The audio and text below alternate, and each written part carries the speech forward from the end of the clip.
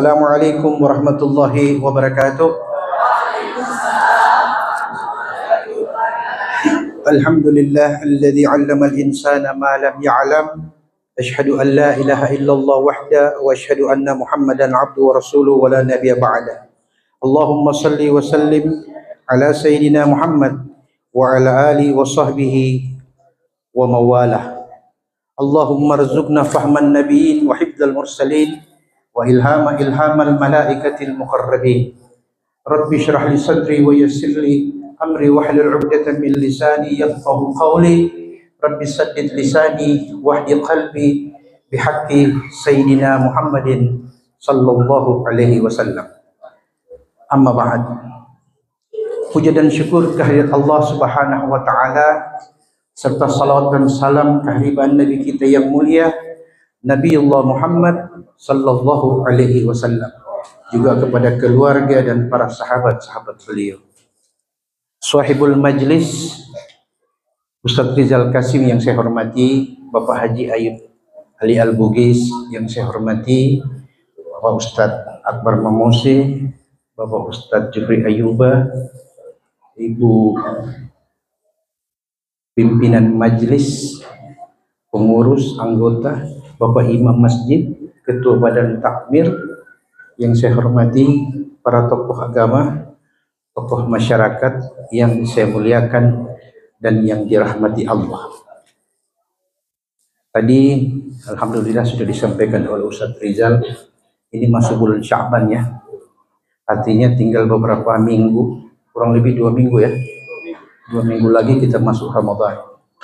Tadinya saya ingin membawakan materi yang lain, tapi disampaikan Ustaz Rizal kalau bisa waktu 1 jam.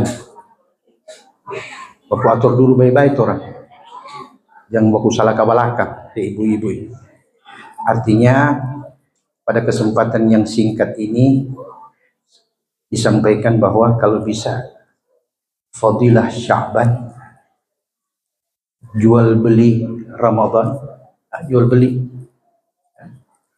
al-bai' wasyira, kemudian munakahah, perkawinan. Jadi saya hitung-hitung maghrib ini dia habis, tapi saya tidak sekejam itu ibu. Ibu-ibu, bapak-bapak, jamaah yang saya muliakan yang dirahmati Allah, di bulan Sya'ban kita disunahkan untuk berpuasa, apalagi pada Ayyamul Bid ya, nisfu Sya'bannya. Nah, mengapa kita disunahkan? Karena ada 3 bulan yang Nabi sebutkan. Nabi mengatakan Syahrul Rajab, Sya'ban, Ramadan, syahrun turfa' fihil a'mal ila rabbil alamin. Artinya bulan Rajab sampai bulan Ramadan, berarti Sya'bannya di tengah ya. Rajab, Sya'ban, Ramadan adalah bulan di mana Allah mengangkat seluruh amal perbuatan manusia, baik itu amal saleh maupun amal yang buruk, diangkat ila rabbil alamin, di bawah malaikat laporannya kepada Tuhan semesta alam. Nah, yang jadi pertanyaannya, Nabi dalam hadis tersebut mengatakan wa ana uhibbu ayyarfa'a amali wa ana shaim, dan saya suka, kata Nabi, ketika amalku diangkat ke langit, aku dalam keadaan berpuasa. Bisa paham ini Bu?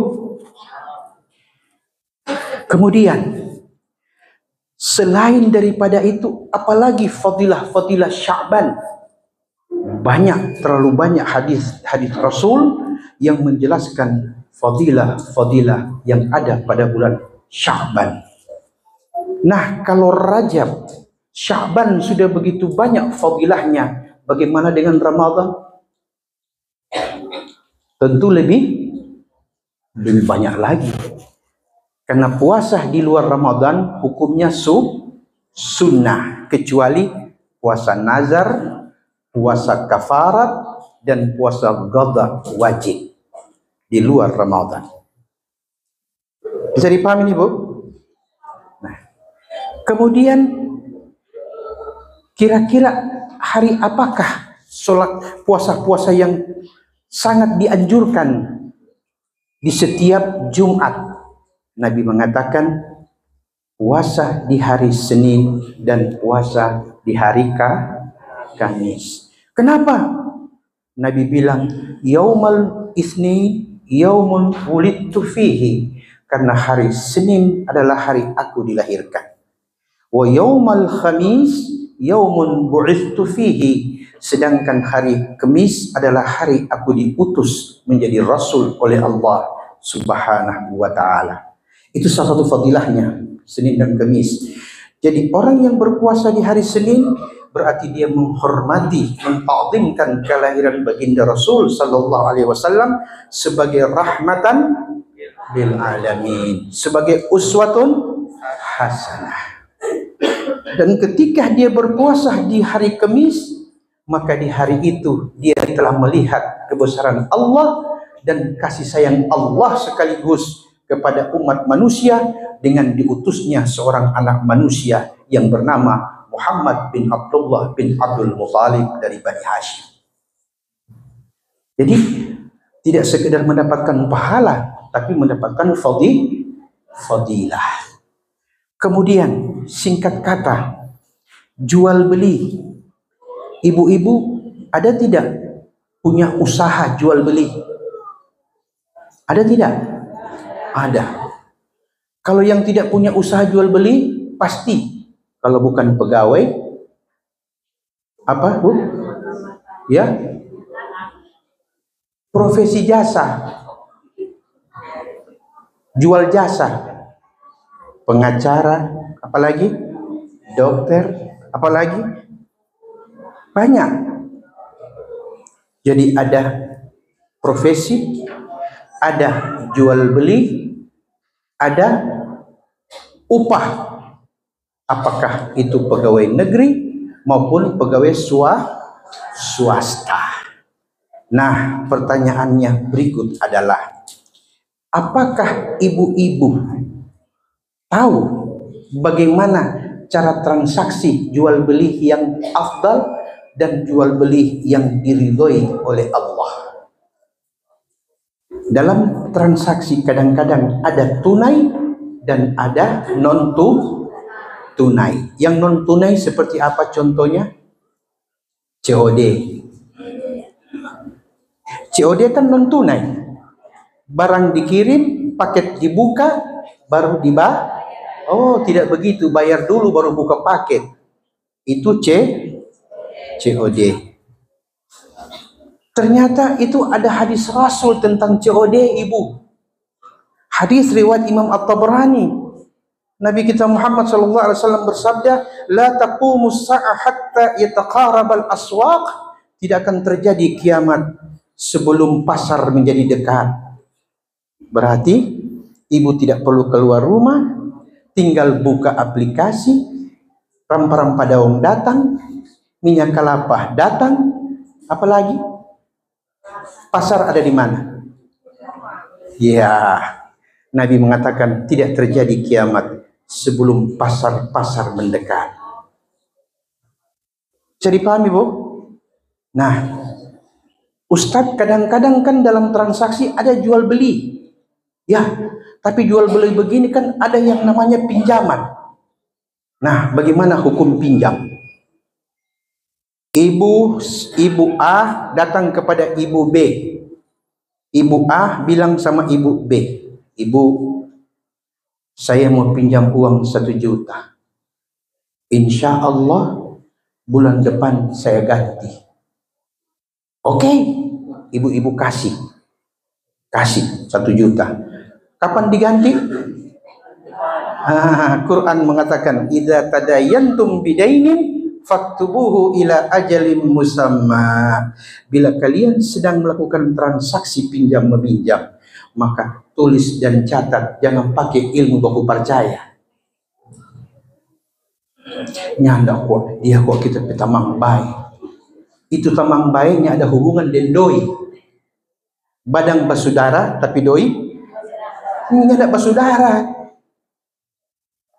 Quran menuntun kita untuk waspadalah. Oke? Allah yang ajarkan. Ibu B bilang baik, saya kasih 1 juta. Ternyata baru 3 minggu si ibu B yang punya duit sudah sangat butuh. Sangat butuh. Aduh, bagaimana ini? Tapi kita pedoi nanti minggu depan baru cair dari ibu A. Sudahlah, daripada mau AB mulai dengan asna jo. Contoh, ternyata yang pinjam ini Muna, yang punya doi Asna. Ada 2 nama di sini. Oh, minta maaf, balik ulang ke A dan B. Minta maaf, balik ulang daripada rusak kita nama. Ternyata ibu B ini butuh uang, tapi sesuai perjanjian 1 bulan. Nah ini baru 3 minggu. Si ibu B datang kepada si ibu. Ibu, kasih juga biar cuma 7,5. 7,5 jo. Itu sisa tidak usah. Kenapa tidak usah? Kan nanti minggu depan baru ibu kasih pulang. Ya toh? Kasih pulang 1 juta. Tapi sekarang kita tidak perlu kasih yang ibu. Kasih biar cuma 7,5 karena kita perlu 7,5. Ini ibu A bilang begini, ibu A, iyo dan kalau begitu dua-dua haram hukumnya. Karena apa? Tidak menepati janji. Itu namanya haram dalam hukum pinjam meminjam.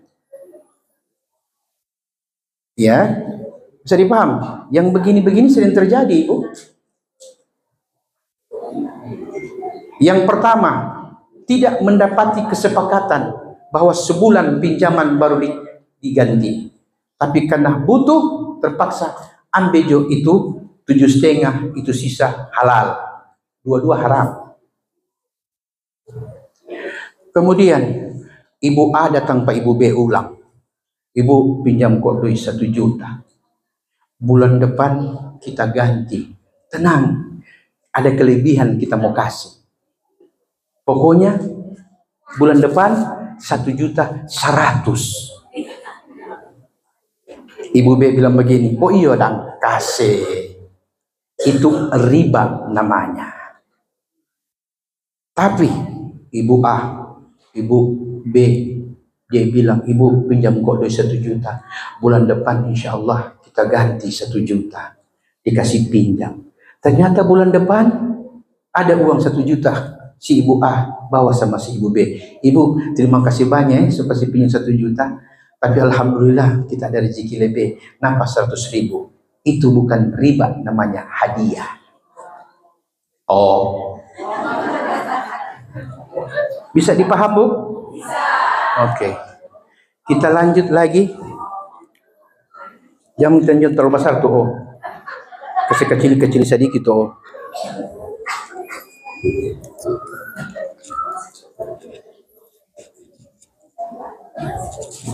Kita lanjut. Ibu-ibu waktu menikah dulu, yang sudah menikah ini saya tanya, yang waktu menikah. Dulu waktu ibu menikah ada pakai mahar atau tidak? Selain mahar apa lagi? Ya? Hah? Selain mahar apa lagi, Ibu?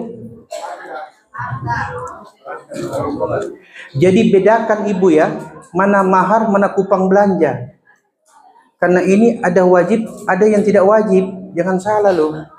Kalau si calon suami memberi mahar, misal kata, seperangkat alat sholat dan cincin emas 5 gram, serta uang belanja 100 juta. Kalau diniatkan mahar, maka tidak boleh dipakai uang 100 juta itu. Karena dia masuk bagian mahar. Kalau diniatkan mahar, maka tidak boleh dipakai uang 100 juta itu, karena dia masuk bagian mahar. Bisa dipaham? Tapi kalau yang dimaksudkan seperangkat alat salat dan cincin atau emas dan kupang belanja baku ator ke belakang, itu tidak masuk dalam hukum mahar namanya. Bisa dipaham? Tapi Ustadz, mahar cuma sadiki, kupang belanja besar. Memang mau kasih makan orang mus besar DP biaya. Itu bisa dibiayai oleh perempuan, bisa juga ditanggulangi bersama, dan bisa juga dibiayai 100% oleh laki-laki. Itu kupang belanja. Tapi kalau mahar tidak boleh.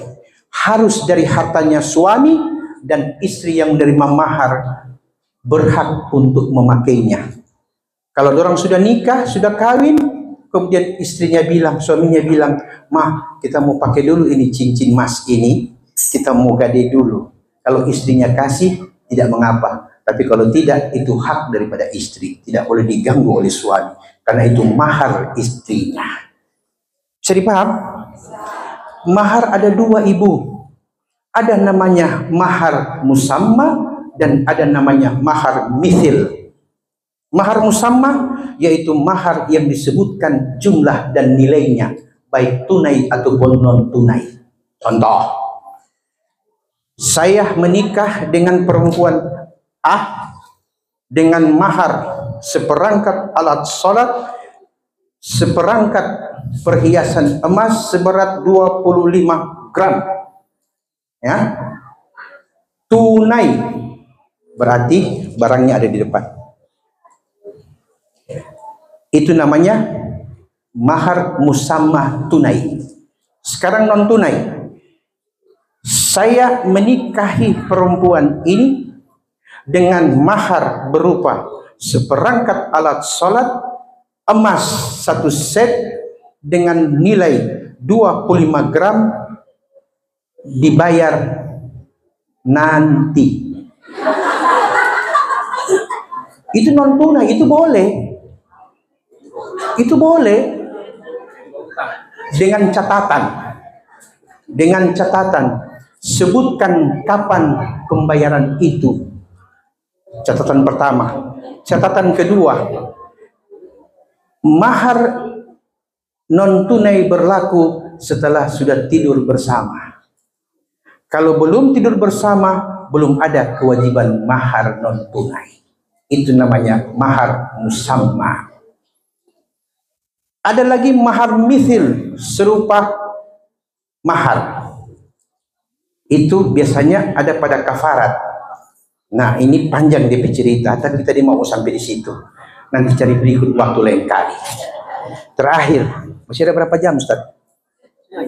Ya? 27 menit nanti. Oh, jadi masih ada berapa menit lagi, Ustaz? 20 menit atau? Oh, oke. Jadi mau kasih habis 20? Oke. Mesti tanya Pak pemilih. Jangan dapat pecat. Sekarang, dalam perkawinan, adakah jaminan suami istri itu aman-aman? Adakah jaminan suami istri itu sampai mati? Allah yang menjadikan pernikahan, Allah tahu pula dampak yang akan timbul dari dua insan yang berbeda latar belakang dipersatukan dalam rumah tangga. Maka Allah antisipasi dengan hukum. Tadi sudah jelas maharnya toh? Nah, sekarang hukumnya. Hubungan suami istri dalam rumah tangga terkadang ada yang bisa diselesaikan, terkadang ada yang tidak bisa diselesaikan. Dan ada yang harus memang dipaksa untuk berpisah oleh agama. Ya, ingat Ibu, yang pertama, tidak perlu berpisah, tapi harus bayar kafarat. Namanya ilah. Apa Ibu? Ilah. Contoh, suami marah sama istri. Mama, pokoknya ini bulan ini kita dia mau sama-sama dengan satu ranjang, artinya tidak mau tidur. Ila namanya. Jadi kalau habis itu bulan, boleh. Tapi kalau nak tahan kau belum habis itu bulan, bayar kafarat. Itu ila namanya. Itu nanti ada pembahasan panjang. Jadi perhatikan, ini sering terjadi, Ibu. Berikut, ada namanya zihar. Karena DP sayang juga DP bini, dan DP cinta pada DP mama kandung, sampai DP laki bilang begini, Mami pe badan ini persis dengan kita pe mama pe badan. Jatuh hukum zihar. Tahu zihar? Haram dia berkumpul bersama istrinya sebelum bayar kafarat. Nah, itu ada penjelasan berapa bulan puasa, berapa banyak sedekah, itu ada penjelasan.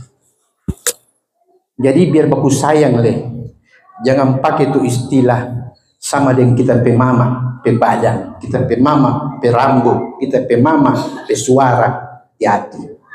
Jatuh hukum zihar. Berikut, ada yang namanya talak. Talak ada dua macam. Ada namanya talak hidup dan ada namanya talak mati. Talak hidup, perceraian dua orang yang masih hidup. Terjadi perceraian. Oke? Ada lagi perceraian yang terjadi karena kematian satu di antara dua pasangan ini. Kalau bukan suami, istri, maka terjadi cerai mati. Bagi orang wanita yang dijatuhkan cerai mati, masa iddahnya adalah 4 bulan 10 hari. Contoh, saya punya suami meninggal. Oke? Maka masa iddahnya perempuan yang ditinggal mati suaminya 4 bulan 10 hari. Apa itu maksudnya? Selama 4 bulan 10 hari tidak boleh pakai semengken, tidak boleh pakai alis, tidak boleh pakai parfum, tidak boleh pakai pakaian bagus-bagus, karena masa iddah namanya. Paham? 4 bulan 10 hari. Kalau sudah lewat, maka dia boleh memakai apa yang dia suka dan dia boleh menerima lamaran laki-laki lain. Bisa dipahami, Bu? Selain talak, ada lagi yang namanya li'an. Apa itu li'an? Saling melaknat antara suami dan istri. Contoh.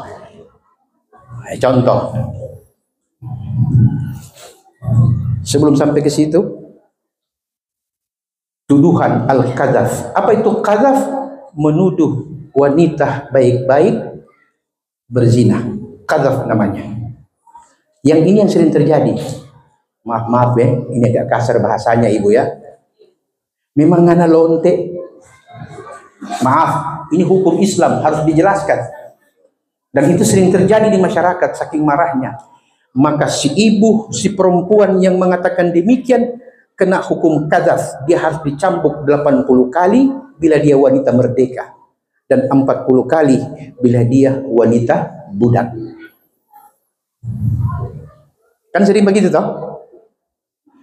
Kecuali dia mendatangkan saksi, 2 orang saksi yang mengatakan bahwa dia adalah perempuan penzina. Mana ayatnya? Quran surah An-Nur ayat 23. Innal ladzina yarmunal muhsanatul ghafilatil mu'minat lu'inu fid dunya wal akhirah walahum ajrun walahum adzabun azim. Dan orang-orang yang menuduh wanita-wanita baik, wanita-wanita polos, wanita-wanita beriman berzina, maka dia dilaknat Allah dari dunia hingga akhirat. Dan bagi dia satu dosa yang sangat besar berupa siksa Allah. Gara-gara itu bilang maaf tadi, memang anak lonte, memang anak perempuan. Semua istilah-istilah ini kena namanya hukum qadzaf, menuduh orang berzina. Di dunia Anda tidak dibalas, di akhirat Allah sudah katakan Quran surah An-Nur ayat 23. Jelas. Ya tidak apa-apa kok. Orang kok bukan hukum Islam, orang kok hukum negara. Ya tidak apa-apa. Kecuali yang mau pindah negara. Tapi selama masih ada mati, berarti akan berhadapan dengan hukum Allah. Jadi paham? Jangan sekali-kali berburuk sangka, apalagi menuduh dan menyangka dua orang atau lebih melakukan hal-hal yang tidak benar. Hati-hati. An-Nur ayat berapa Ibu? 23. Bisa dipaham? Itu terjadi bagi orang biasa. Sekarang kalau terjadi bagi orang yang namanya suami istri, suami bilang, ya ini bisa ada dua kemungkinan. Ada memang dia dapat, dan ada dia orang bilang. Paling banyak dia dapat atau orang bilang? Hah? Orang bilang, kenapa ngana, kenapa begini. Yang bilang sampai sebuah suaminya. Kemudian tanpa check and recheck, dia langsung mengatakan kepada istrinya, engkau telah selingkuh, engkau sudah bahugel, engkau sudah berzina. Kata berselingkuh, hugel, masuk hukum li'an. Apa konsekuensinya? Si suami harus mendatangkan 4 orang saksi. Kalau dia tidak mampu mendatangkan 4 orang saksi, maka si istri dan si suami dipanggil oleh hakim. Kemudian si istri diberi hak membela diri dengan catatan dua-dua harus mula'anah, saling melaknat.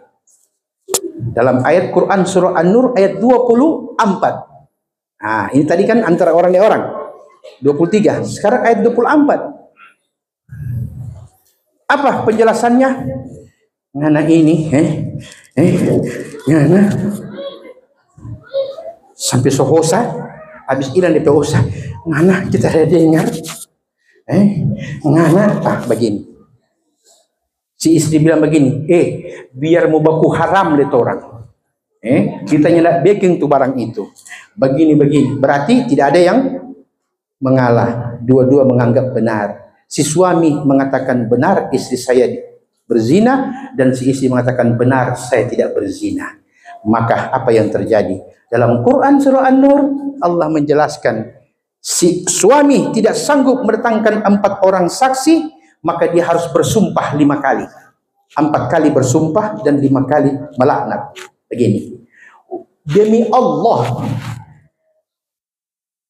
saya mengetahui, saya menyaksikan istri saya berzina. 4 kali kalimat itu diulang dengan menyebut kata nama Allah. Demi Allah 4 kali. Dan yang kelima, si suami harus berkata, laknat Allah akan datang kepadaku sekiranya tuduhanku ini tidak benar. Itu ucapan yang kelima. Itu ucapan li'an namanya. Si perempuan juga yang menuduh suaminya berzina harus mendatangkan juga sama. Ternyata dua-dua baku tahan. Mari baku sumpah juga, bila perlu sumpah pocong. Islam tidak mengenal sumpah pocong. Islam mengenal mula'anah. Bagaimana caranya? Si suami bersumpah, si istri bersumpah seperti tadi. Nah, kalau sudah dua-dua sudah bersumpah, maka mereka tidak boleh rujuk selama-lamanya lagi. Harus dipisahkan. Paham?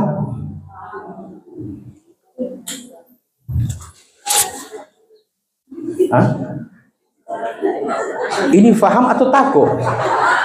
Takut? Ini bukti bahwa banyak dari hukum-hukum agama kita yang belum kita faham. Ada lagi namanya fasakh. Rumah tangga rusak, fasakh. Apa itu fasakh? Contoh. So kawin ini, so nikah, so pakai mahar, so pakai begini. Kong sudah so sama-sama. DP lusa dapat tahu, ya Allah, satu papa leng mama. Karena biasa kan papa kawin-kawin di mana-mana toh.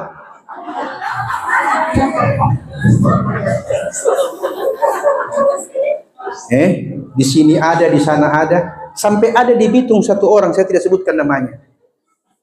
Dia anak ke-48. Sampai dia dintau kalau ini DP saudara satu papa. Ada 5 orang masih ada hidup.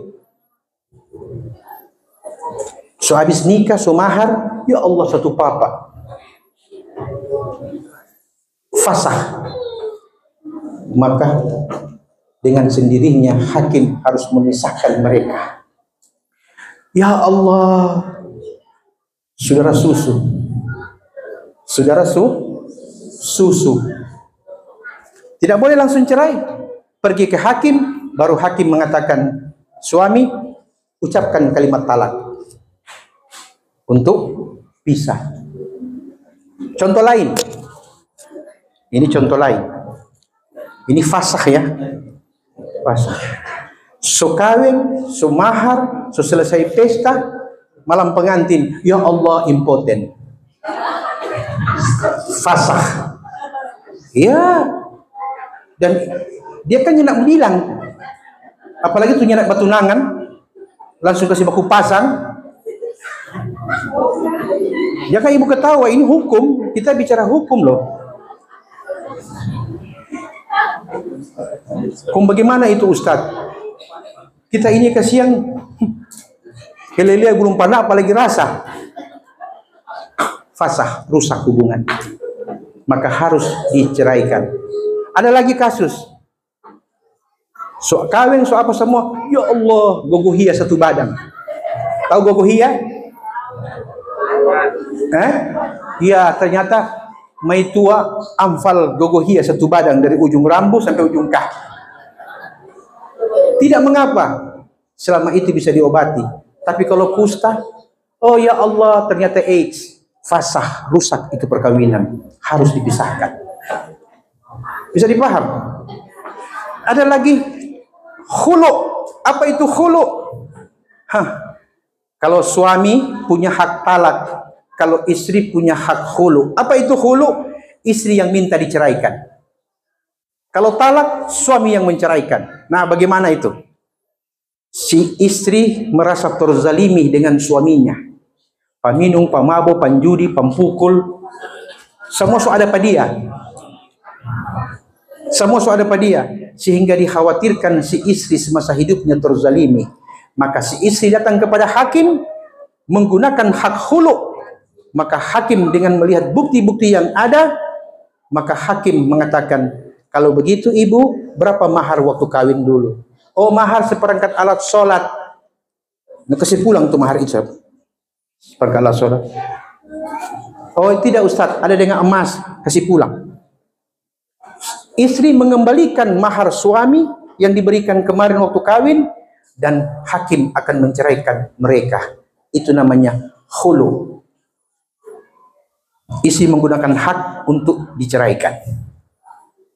Bisa dipaham lagi Ibu? Wabillahi taufiq wal hidayah. Assalamualaikum warahmatullahi wabarakatuh.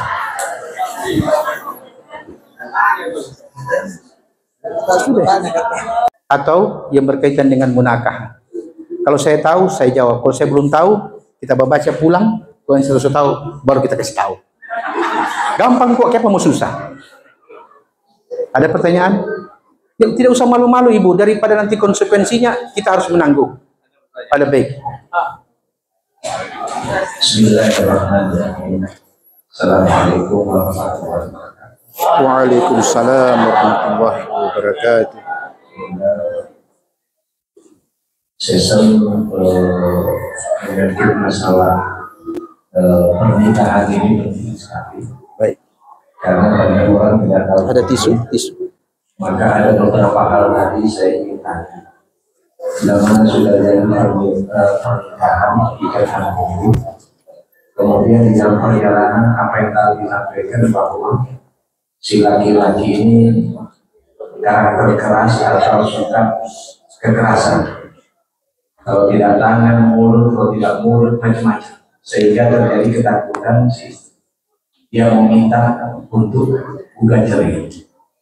Pada saat diputuskan untuk mengembalikan mahar, tapi sebagian mahar karena jumlahnya besar, dalam bentuk emas atau dalam bentuk uang, si istri tidak bisa mengembalikan secara keseluruhan. karena diputar untuk mungkin maaf buka warung atau usaha. Ini bagaimana? Baik. Baik, pertanyaan yang cukup bagus. Itu sebabnya ibu-ibu harus pisahkan mana kupang belanja, mana mahar. Mas 10 gram, seperangkat alat sholat, kupang belanja 200 juta. Tidak bisa masuk itu kupang belanja sebagai ganti mahar. Dipaham? Terus Ustadz, kira-kira si istri, pertanyaan dari Pak Haji Ayub, ternyata istri tidak bisa mengembalikan, ya, mengembalikan mahar yang ada. Maka dengan keberadaan seperti itu, maka berperanlah wali hakam. Apa itu wali hakim, ya? Hakim akan melihat indikasi, maka hakim mengambil alih hak talak tadi. Kalau suami tidak mau mentalaknya, terjadi perceraian karena indikasi-indikasi tadi. Hakim memaksa mereka untuk bercerai. Jadi dalam undang-undang hukum kompilasi hukum Islam, ya, Undang-Undang Nomor 1 Tahun 1974 itu pada poin B itu diatur seperti itu. Bisa dipahami ini? Barangkali itu Pak Haji. Ya. Ada lagi pertanyaan dari ibu-ibu? Ya, silahkan. Bersuara juga ibu dari situ. Ya, sampai di kabel. Ya, maju sedikit Bu, maju.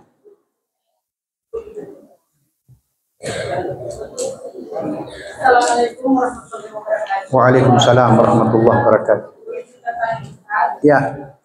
Saya menjelaskan tadi tentang Ya.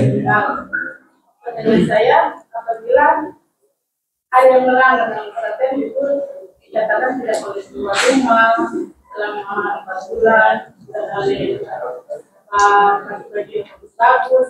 Ketika ada yang melanggar, hukumnya itu apa Ustaz? Yang pertama berdosa. Ada yang tidak gitu Ustaz. Tidak ada yang bisa menggantikan lipstik.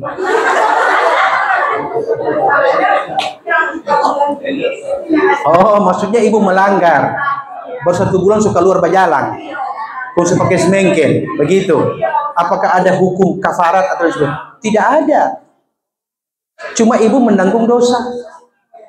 Kecuali ibu menerima lamaran laki-laki lain, baru itu tidak sah karena dilamar pada masa iddah.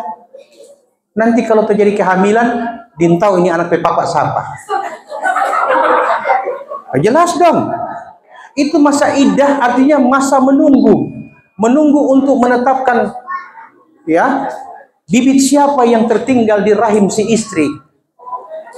Makanya Allah bilang bagi yang normal cerai hidup 3 bulan tambah 10 hari, 100 hari. Kenapa? Karena 3 bulan ini berarti 3 kali suci. Misalnya contoh bercerai, besok baku ajar, malam baku panggil. Paham juga sendiri itu maksud. Karena ada anak-anak di situ yang mulai jelaskan panjang lebar. Malam baku panggil, besok baku paka. Cerai. Talak 1 jatuh. Tunggu dulu masa iddah. Itu masa iddah, masa menunggu bagi wanita untuk menerima lamaran laki-laki lain, dan masa kesempatan si suami untuk berubah pikiran. Siapa tahu tiba-tiba dia rasa kasihan, kalau dia babale dengan catatan selama masa iddah. Cukup dengan mengucapkan aku kembali kepadamu. Mesti ada ucapan itu. Atau sudah tersadar. Boleh. Apa secara kinayah ataupun secara sareh. Oke. Tapi kalau sudah lewat masa iddah, mesti kawin ulang. Nikah ulang. Karena sudah lewat masa iddah. Itu yang cerai hidup. Yang cerai mati 4 bulan tambah 10 hari. Bukan berarti kalau dia keluar itu langsung ada kafarat, tidak. Yang tidak boleh menerima lamaran. Ada lagi? Ibu sudah paham? Ya. Bismillahirrahmanirrahim. Berkaitan dengan rekan saya sebagai imam Islam, berhadapan dengan Ya. Jadi ada hadis yang harus kita sampaikan mana yang benar. Saya nikahkan seorang perempuan dengan kau, atau kau saya nikahkan dengan seorang perempuan. Baik. Ya. Ya. Terima kasih. Saya nikahkan engkau dengan seorang perempuan, atau Kau saya nikahkan. kau saya nikahkan dengan seorang perempuan. Selama itu sifatnya menyebutkan kata nikah atau kawinkan, kata ankaha dan zawaj, maka itu kalimah-kalimah an-nikah, itu boleh. Yang pertama tadi kinayah namanya, yang kedua sarih namanya. Bisa dipahami ini? Jadi sah, kecuali dia bilang begini, aku kawinkan engkau dengan seorang perempuan yang bernama Fulana binti Fulan, habis itu kita.